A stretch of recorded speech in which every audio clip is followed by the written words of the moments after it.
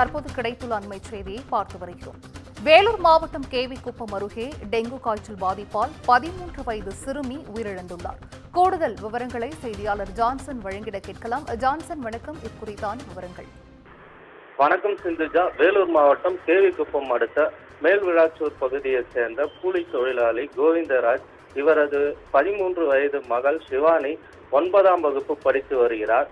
அதாவது கடந்த சில தினங்களுக்கு முன்பு காய்ச்சல் ஏற்பட்டு காய்ச்சலால் அவதிப்பட்டு வந்த நிலையில கடந்த 7ஆம் தேதி வேலூரில் உள்ள சிஎம்சி தனியார் மருத்துவமனையில் அனுமதிக்கப்பட்டு வந்த நிலையில அவருக்கு டாக்டர்கள் பரிசோதனை செய்ததில் சிறுமிக்கு டெங்கு காய்ச்சல் இருப்பது தெரிய வந்தது.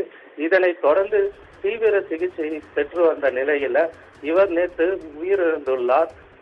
அதாவது சிறுமி உயிரிழப்பு அப்பகுதியிலும் உறவினர் மத்தியிலும் பெரும் சோகத்தை ஏற்படுத்தி வந்த நிலையில சுகாதாரத்துறையினர் தற்பொழுது ஆய்வு மேற்கொண்டு வருகின்றனர்.